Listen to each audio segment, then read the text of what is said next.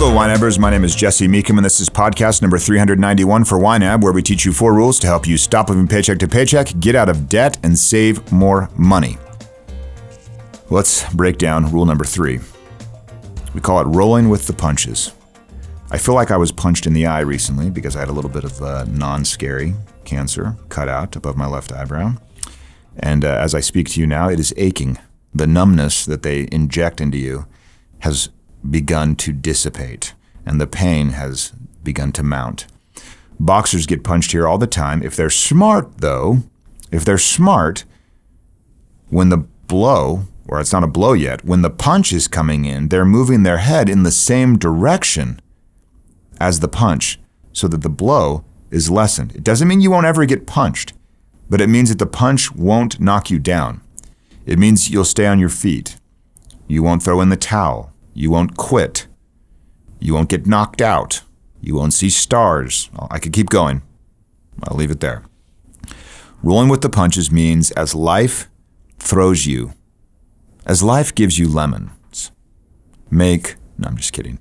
As life throws punches, move your face or your body in the direction of the punch, which basically means move money around, change your budget, reallocate, change your strategy. You are a dictator. You are a general. You are the boss. You can change your mind on a whim. Your dollars do whatever you tell them to do. They're the most obedient employees, children, even teenagers that you will ever find. They are soldiers that never question an order. They are teenagers that never talk back. They are little kids that understand exactly what you mean when you list off what you need them to do.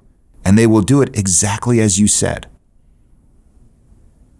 They're perfectly obedient. They do exactly what you tell them you need them to do.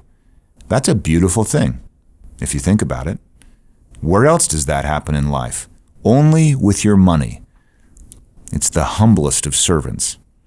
And if you approach it as the czar instead of as the victim, where your money isn't jumping you around in some blind alley and you're getting pummeled. Instead, your money is on your side and you are the general, not even on the front line. You're back in the comfortable lounge chair, just directing how things should go. And in this day and age with so many comforts that we have, my word, the bounty is tremendous. You're almost like a king sitting in the very far back of your castle, way far away from the battle. Just directing things as needed. People coming back and say, hey, what about this? What about that? And you say, oh, let's change our strategy a little bit here over as we invade this country or that country or accomplish the goal of overtaking the country called retirement or doing blitzkrieg against the company called debt or company, I meant country. Or, attacking these pesky enemies that are trying to outflank us that are the roof repair or whatever it may be. But you're just kind of waging a war, but it's not a war that you lose because you have extremely obedient soldiers and they will die for you. They will do whatever you need them to do without question, unflinchingly. It's just up to you to tell them. They're waiting. Now, the trick is if you don't tell them, they will wander off and do things that other people want them to do. And those other people are called marketers and friends and family and acquaintances and billboards and magazine ads and things like that.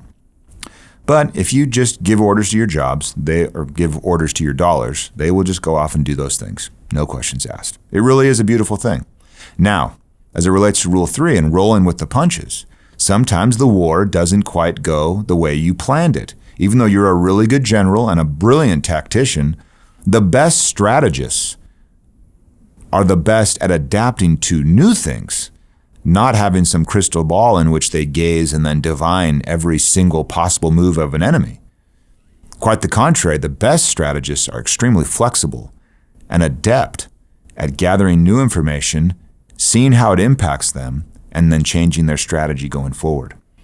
Rule 3 is about you being a budgeting strategist, a budgeting tactician, where you recognize, life, friend and foe, enemy. What are you going to do? And when life does something, you just handle it. You move money around. You recognize you maybe lost a battle, but you'll win the war, that kind of thing. Have we killed the metaphors enough today? Perhaps. Rule 3, change your mind whenever you want, even for stupid reasons sometimes. Keep that mentality in mind and you'll keep budgeting.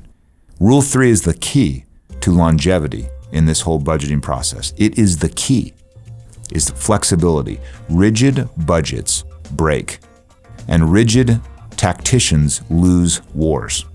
Until next time, follow YNAB's 4 rules, and you will win financially. You've never budgeted like this.